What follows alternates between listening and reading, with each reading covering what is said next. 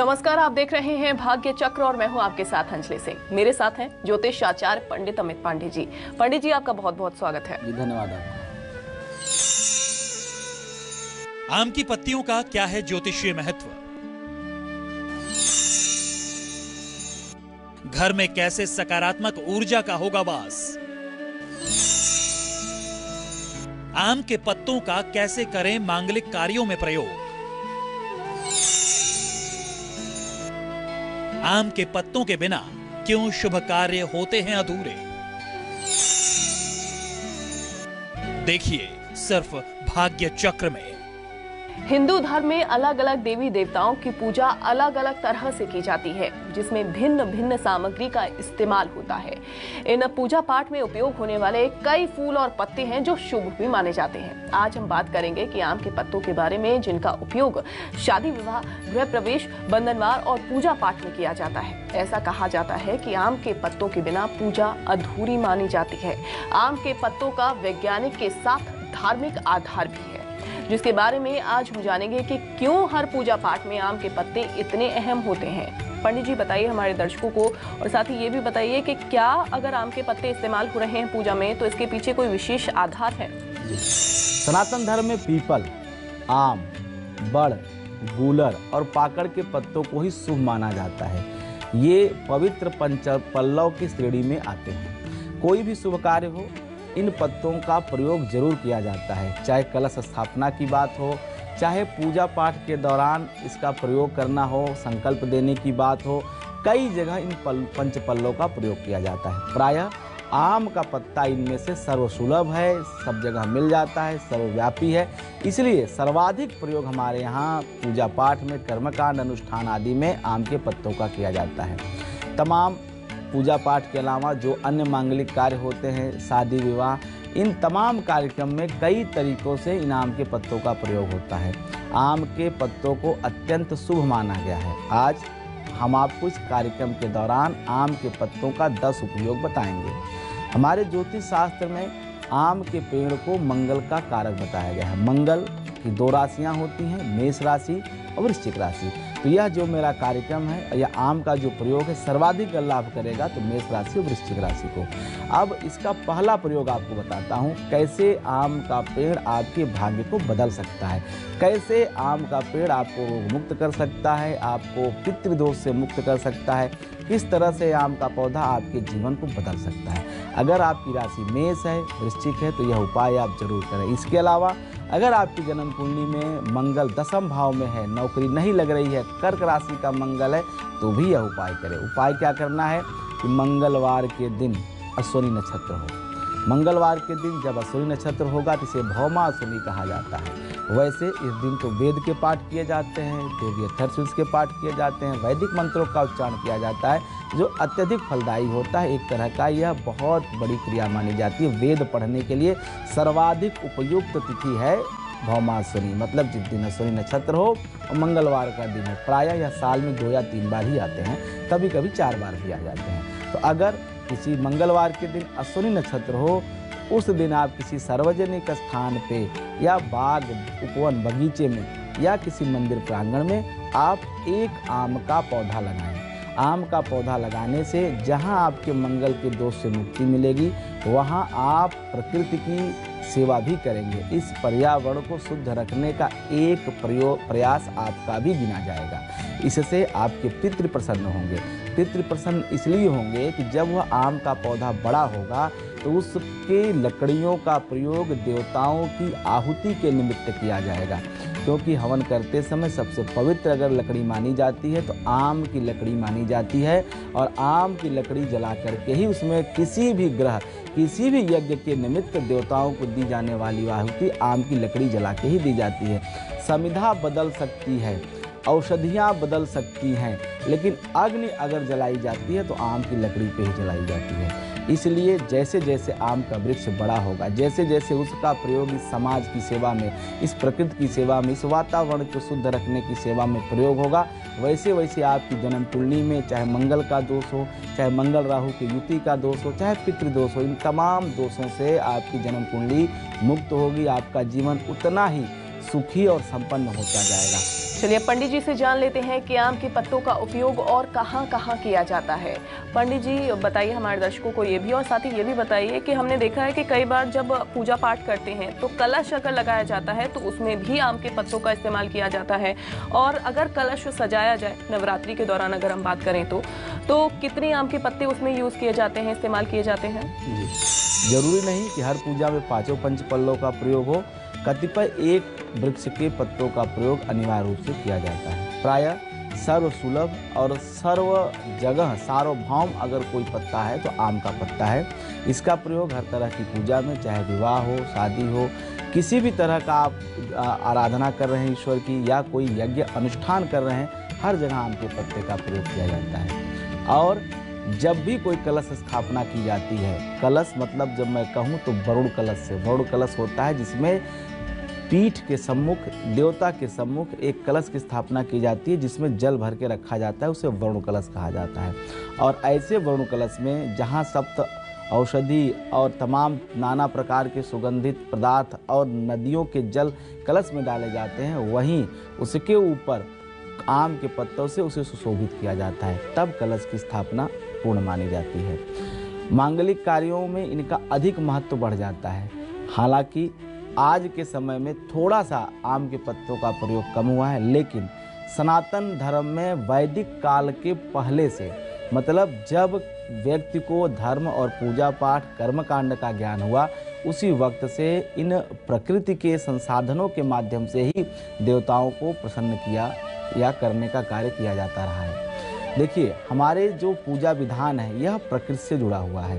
प्रकृति के साथ चलते हुए, प्रकृति के संरक्षण का ख्याल करते हुए और देव आराधना की बात की गई है। चाहे आम के पत्ते हों, चाहे गूलर के, चाहे पीपल के, हर जगह वृक्षों को, पवित्र नदियों की जल की बात की गई हो, चाहे किसी भी तरह से कोई भी पूजा पाठ सनातन धर्म की देखेंगे, वह कहीं न कहीं प्रकृति आधारित है, वह कहीं न कहीं प्रकृति से जुड़ी हुई है। इसी क्रम में जैसे आम के पत्ते का प्रयोग होता है, उसी तरह अशोक के पत्ते का भी प्रयोग किया जाता है। तो अगर पूजा में आम के पत्ते की आवश्यकता है तो इसका मतलब है कि शास्त्र यह अपरोक्ष रूप से आपको आदेश देता है कि आप आम का वृक्ष लगाइए, क्योंकि जब वृक्ष लगाएंगे तभी तो आम के पत्ते का आप प्रयोग करेंगे। इतना पवित्र और एक तरह से आपसे जाने अनजाने में हमारा धर्म प्रकृति की सेवा कराता है। अब बात करते हैं कि आम के पत्ते का प्रयोग कब, कितना और क्यों करना चाहिए, उससे फ़ायदा क्या होता है। आम के 10 उपयोग मैं आपको बताता हूँ। तो इसमें सबसे पहला उपयोग ये जानिए कि पूजा, क्योंकि पूजा से ही जुड़ा हुआ है आम का पत्ता, और आम के पत्ते का सर्वाधिक लाभ अगर कोई प्राप्त कर सकता है तो पूजन कार्य, अपने अनुष्ठान, अपने यज्ञ के दौरान प्राप्त कर सकते हैं, क्योंकि कहीं न कहीं प्रत्यक्ष देवी देवता को प्रसन्न करने का माध्यम बन सकता है आम के पत्ते। हालांकि आम के बारे में एक बात कहा जाता है हमारे ज्योतिष शास्त्र में कि यह मंगल का कारक है। अपने मंगल ग्रह को ठीक रखने के लिए, मंगल के शुभ फल को प्राप्त करने के लिए आम के जो है सर्वाधिक प्रयोग करना चाहिए। आम की लकड़ियों से आहुति देना या आम के फल का भोग लगाना देवताओं को, हनुमान जी को श्रेष्ठ माना गया है। अब चूंकि यह मेष राशि का पौधा है, मंगल की राशि मेष है, वृश्चिक मंगल की राशि है, तो ऐसे में वृश्चिक राशि के जातक और मेष राशि के जातक अगर मंगलवार के दिन इस आम के पौधे का रोपण करते हैं किसी सार्वजनिक स्थान पे, तो जैसे जैसे यह आम का पौधा बड़ा होगा, जैसे जैसे उसकी ऊंचाई बढ़ेगी, जैसे जैसे यह छायादार बनेगा, फलदार बनेगा, उसी तरह से उस वृक्ष को रोपण करने वाले व्यक्ति के जीवन में भी खुशहाली और संपन्नता आएगी। बहुत अचूक उपाय है। अगर आपकी जन्म कुंडली में मंगल नीच का है, मंगल कर्क का है, या आपकी कुंडली में मंगल राहु का योग बना हुआ है, अंगारक योग बना हुआ है, तो यह प्रयोग आप करें। एक आम का पेड़ मंगलवार के दिन किसी सार्वजनिक स्थान में, बाग बगीचे, उपवन या मंदिर प्रांगण में लगा के आइए। और अगर उस दिन जो है आप पुख्य नक्षत्र मिल जाए या आपको उस दिन अनुराधा नक्षत्र मिल जाए तो जरूर लगाइए, इससे निश्चित रूप से आपको लाभ मिलेगा। और बात करता हूँ, मंगल का जो सबसे अच्छा मंगलवार का अगर कोई नक्षत्र होता है अश्विनी नक्षत्र। अगर मंगलवार के दिन अश्विनी नक्षत्र हो जाए, जिसे भौमा अश्विनी कहा जाता है। भौमा अश्विनी के दिन वैसे वेद के पाठ किए जाते हैं, लेकिन अगर भौमा अश्विनी नक्षत्र के दिन किसी भी माता के मंदिर के प्रांगण में एक आम का पेड़ लगा दिया जाए, मेरी गारंटी है कि कठिन से कठिन, असाध्य से असाध्य रोगों से भी मुक्ति मिल सकती है। क्योंकि यह आम का पेड़, हमारे शास्त्र कहते हैं कि 10 पुत्रों के बराबर एक आम का वृक्ष होता है अगर आपने लगाया है तो। क्यों ऐसी बात कही जाती है? संतान का कारण क्यों है? हमें ऐसा शास्त्र आदेश क्यों देता है कि संतान उत्पत्ति जरूरी है, वंश वृद्धि क्यों?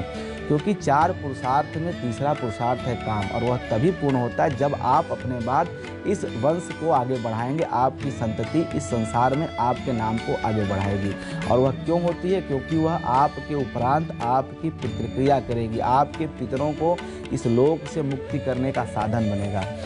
इसी तरह से यह आम के वृक्ष भी आपको इस लोक से पितृलोक में जो यात्रा होगी उसमें सहायक बनेगा। कैसे? जब आप इस दुनिया में नहीं रहेंगे तो यह वृक्ष रहेगा, और यह वृक्ष इस प्रकृति में, इस संसार में रहने वाले लोगों की, जीवों की सेवा करता रहेगा, ऑक्सीजन के माध्यम से, फल के माध्यम से, अपनी लकड़ी के माध्यम से। चलिए पंडित जी से जान लेते हैं कि आम की पत्तियों को घर के मुख्य दरवाजे पर लटकाना फलदायी क्यों होता है। क्या घर के मुख्य द्वार पर आम की पत्तियों का बंधनवार लगाने से सुख समृद्धि आती है? पंडित जी बताइए। पंडित जी, हमने ये भी देखा है कि कई बार ना नीम की जो पत्तियां होती हैं वो बंधनवार तरीके से लगाई जाती हैं, मुख्य द्वार पर लगाई जाती हैं, लेकिन आम की पत्तियों का क्या विशेष महत्व होता है?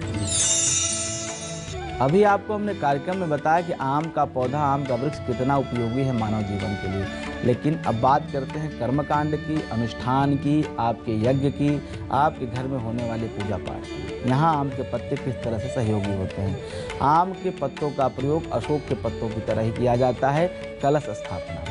जब आप कलश की स्थापना करते हैं, कलश स्थापना मतलब वरुण कलश। वरुण कलश उसको कहते हैं जहां आप चौकी बैठाते हैं, चौकी के सामने जो मिट्टी के ऊपर कलश रखा जाता है जिसमें जल भरा जाता है, उसे वरुण कलश कहा जाता है। उस कलश में सप्त नदियों का आवाहन किया जाता है, उस सप्त औषधियों को डाला जाता है, उसमें जो है अन्न डाला जाता है, उसमें जो है द्रव्य दक्षिणा डाली जाती है, दुर्वा डाली जाती है, कुशा डाली जाती है। इसके साथ साथ तब भी यह कलश पूर्ण नहीं होता है। पूर्ण कब होता है? जब इसमें आम के पत्ते डाल करके और उसे बंद कर दिया जाता है, तब यह कलश आपका संपूर्ण होता है। और ऐसे कलश में ही वरुण देवता का ध्यान किया जाता है, वरुण देवता का आवाहन किया जाता है। कलश की स्थापना नारियल के साथ होती है, लेकिन आम के पत्ते को आधार बना करके उसके ऊपर जो है नारियल को रखा जाता है। इसलिए यह आम का पत्ता कलश स्थापना में बहुत उपयोगी है। बिना आम के पत्ते का कलश की स्थापना नहीं करनी चाहिए। अगर आप करते हैं तो निश्चित रूप से जिस तरह से व्यक्ति वस्त्र धारण किए बिना आपको जैसा दिखता है, वैसा ही बिना आम के पत्ते का कलश दिखता है।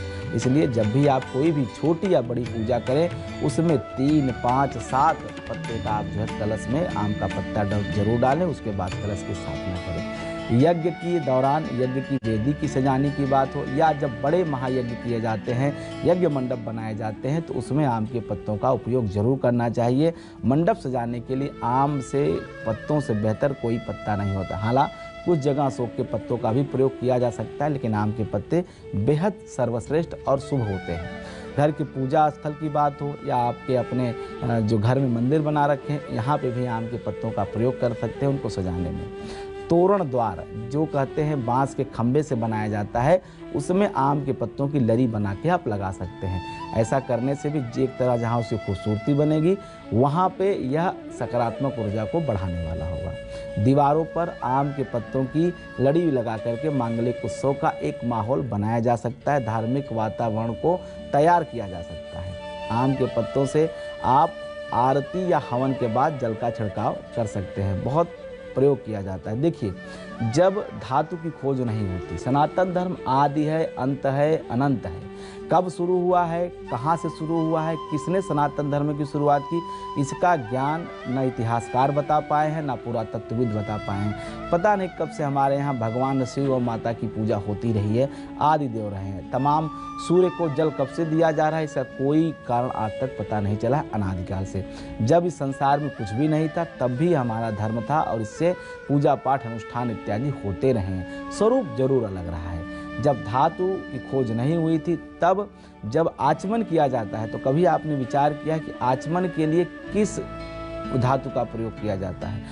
अब मैं बताता हूँ, किसी धातु का प्रयोग नहीं किया जाता रहा है। आम के पत्ते से ही उस आचमन को, या यूँ कहें कि चम्मच को बनाया जाता रहा है, और उसको चम्मच की तरह आम के पत्ते का प्रयोग पूरी पूजा के दौरान करते रहे, क्योंकि आम का पत्ता बहुत पवित्र और शुद्ध माना गया है आदिकाल से। जब कोई भी पूजा करता संकल्प लेता था तो आम के पत्ते से ही आचमन करता था। जिसे आपने देखा होगा कि चम्मच से जल हाथ में लिया जाता है, तो आम के पत्ते का चम्मच बना के हाथ में जल लेके आचमन किया गया। और उसके बाद जब व्यक्ति भगवान को नैवेद्य लगाता है, भोग लगाता है, तो उस समय भी न बर्तन थे, आम के पत्ते और केले के पत्ते पे ही देवता को नैवेद्य समर्पित किया जाता है। जिस पत्ते पे आप देवता को, अपने इष्ट को, आराध्य को नैवेद्य समर्पित कर रहे हैं, भोग समर्पित कर रहे हैं, तो उसकी पवित्रता के बारे में मैं क्या बताऊं। हालांकि आज के इस वर्तमान युग में भी कुछ लोग आम के पत्तों के पत्तल और दोने बनाकर उस पर भोजन करते हैं, देवताओं को नैवेद्य समर्पित करते हैं। हमारे वैज्ञानिक भी इसकी महत्ता को स्वीकार करते हैं और कहते हैं कि आम के पत्तों में कुछ ऐसे जरूर प्राकृतिक गुण मौजूद हैं जो मधुमेह जैसी बीमारियों को दूर करने में सहायक होते हैं। कुल मिलाकर के आम के पत्ते जहां वैज्ञानिक दृष्टि से उपयोगी हैं, वहीं हमारे पूजा पाठ धर्म के संस्कार से भी उतने ही महत्वपूर्ण है। कुछ लोग तो यहाँ तक कहते हैं कि कैंसर और पाचन जैसी बीमारियों में भी ये बहुत सहायक होते हैं आम के पत्ते। खैर, ये तो विज्ञान की बात है, वैज्ञानिक जाने। धर्म की बात ये है कि आम के पत्तों का प्रयोग अनादिकाल से किया जाता रहा है। हाँ, अगर आप शिव भक्त हैं और भगवान शिव की उपासना करते हैं और आपको आर्थिक समस्या आ रही है, तो एक आम का उपयोग बताता हूँ।